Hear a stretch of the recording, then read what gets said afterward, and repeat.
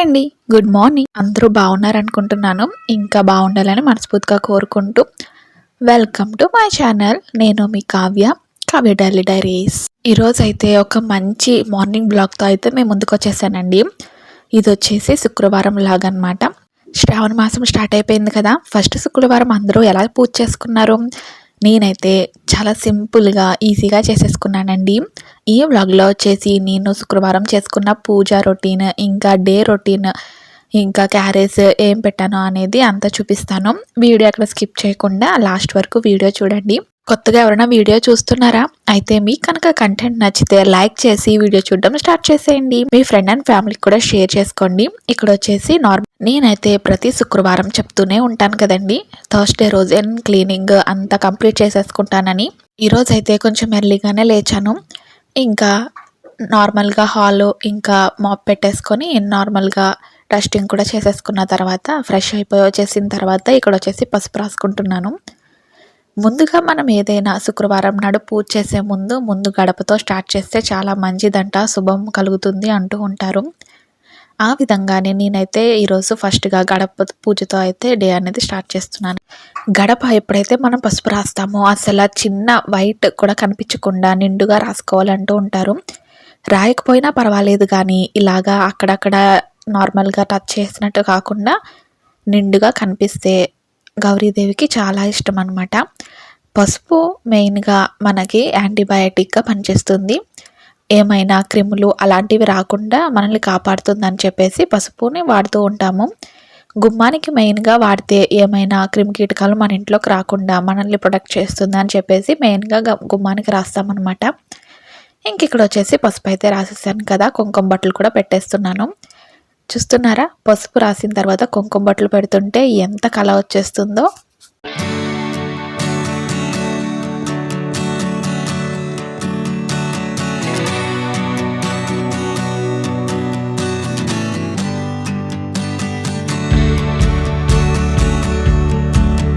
ఇంకా గుమ్మం దగ్గర కూడా మంచిగా ఒక ముగ్గు అయితే పెట్టేసుకుంటున్నాను.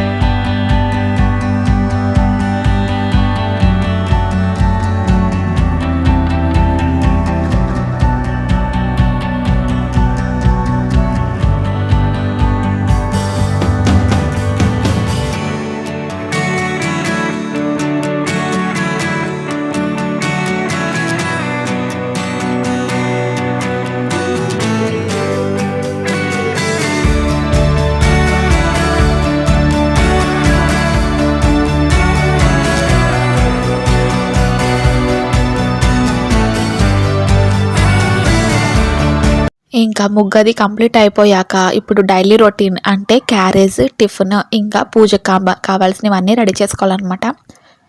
ఇక్కడ వచ్చేసి పరవన్నం చేద్దామని చెప్పేసి ముందుగా ఇత్తడి గిన్నెనైతే తోముతున్నాను.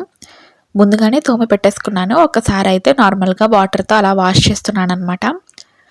ఇంకా లంచ్కి కావాల్సిన కూరగాయలు, ఇంకా పరవాన్నానికి చేసుకోవడానికి కావాల్సిన పాలు అవన్నీ తీసి బయట పెట్టేసుకుంటున్నాను. మన స్టవ్ మీద పెట్టే కన్నా ముందే ఒక 5 minutes ముందైనా సరే మనం కూరగాయలను తీసి వాటర్లో పెట్టామనుకోండి, ఆ కూలింగ్ పోయి మంచిగా అవుతాయి అన్నమాట. మనం ఆ కూలింగ్తోనే వండేస్తే అవి విషం అవుతాయి అని చెప్పేసి అంటూ ఉంటారు. ఇంకా కూరగాయలన్నీ తీసి వాటర్లో సోక్ చేసేసాను. ఒక చిన్న గ్లాస్ రైస్ అయితే తీసుకొని మంచిగా కడిగేసుకొని ఎంత క్వాంటిటీలో వాటర్ కావాలో ఆ వాటర్ అయితే వేసుకుంటాను అనమాట.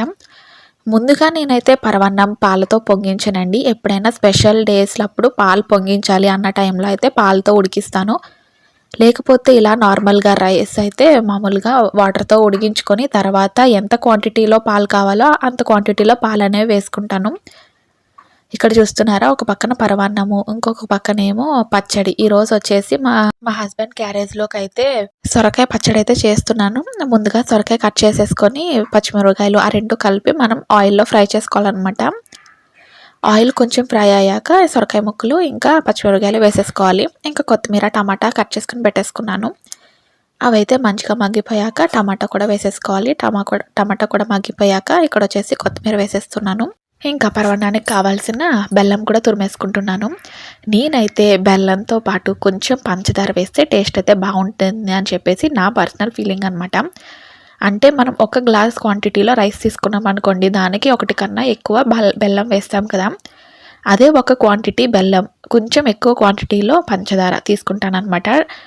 సేమ్ మనం బెల్లం క్వాంటిటీ ఎలా వేస్తామో అలాగే కొంచెం క్వాంటిటీలో పంచదార అనమాట. చాలా బాగుంటుందండి టేస్ట్. ఇప్పుడు వరకు ఎవరో ట్రై చేయకపోతే ఖచ్చితంగా ట్రై చేయండి. ఇంకా వాటర్లో రైస్ బాగా ఉడికిపోయాక పాలు వేసేసాను. పాలు వేసేసాక ఇంకా బెల్లం పంచదార వేసుకొని రెడీ చేసేసుకోవడమే. ఈరోజు ఫస్ట్ శుక్రవారం కదా, మేమిద్దరం కలిసి పూజ అనేది కంప్లీట్ చేసేసుకున్నామండి. మీ ఇంట్లో కూడా మీరు పూజ అనేది ఎలా చేసుకున్నారు, ఏంటి, ఎప్పుడు చేసుకుంటారు, నెక్స్ట్ వారం చేసుకుంటారా లేకపోతే ఫస్ట్ వారమా అనేది నాకైతే కామెంట్ చేయండి. నేనైతే 4 శుక్రవారాల్లో నార్మల్గా చేసేస్తాను. సెకండ్ శుక్రవారం మాత్రం ప్రత్యేకంగా అమ్మవారిని పెట్టుకొని చేస్తానన్నమాట. టిఫిన్ వచ్చేసి చిత్రాన్నం చేశాను. ఇంకా వాళ్ళైతే తినేశారు. నేను క్యారేజీలు ప్యాక్ చేసేసాను. వాళ్ళైతే బయలుదేరిపోయారు అనమాట. వాళ్ళు వెళ్ళిపోయాక కృష్ణుడి దగ్గర చిన్న ఉర్లి పెట్టుకుంటాను కదండి, అదైతే మంచిగా డెకరేషన్ చేసుకొని పెట్టేశాను. ఇక్కడ వచ్చేసి ఇల్లంతా ధూపం చూపిస్తున్నాను అనమాట. పొద్దున్నే కుదరలేదు, పూజ అయితే కంప్లీట్ చేసుకున్నాను కానీ ధూపం చూపించడానికి అయితే కుదరలేదు. వాళ్ళందరూ ఎవరి పనులకి వాళ్ళు వెళ్ళిపోయిన తర్వాత నేనైతే మంచిగా ఇల్లంతా ధూపం చూపించి ధూప్ స్టిక్ అయితే ఇక్కడ కృష్ణుడి దగ్గర అయితే పెట్టేస్తాను. నేను స్పెషల్గా అంటే ఎక్కువగా పూజ చేసుకున్న ఆ టైంలో అయితే ఖచ్చితంగా ధూప్ స్టిక్ అనేది వెలిగిస్తానండి. వెలిగించకపోతే నాకు పూజ చేసిన ఫీలింగ్, టెంపుల్ వైబ్స్ అనేవి రావన్నమాట. ఒక ధూప్ స్టిక్ మనం ఇంట్లో వెలిగించుకుంటే టెంపుల్ వైబ్స్ అనేవి మన ఇంట్లో ఉంటాయి. ఇంకా మనసు ప్రశాంతంగా ఉంటుందన్నమాట. మంచిగా ఇలాగ కృష్ణుడి దగ్గర పెట్టేస్తే మొత్తం అన్ని గదుల్లోకి సువాసన అనేది వెళ్తుంది. అంతేనండి, వీడియో ఇక్కడితో ఎండ్ చేస్తున్నాను. Thanks for watching this video. Bye అండి. నెక్స్ట్ వ్లాగ్తో మళ్ళీ మేము ముందుకు వచ్చేస్తాను. బాయ్.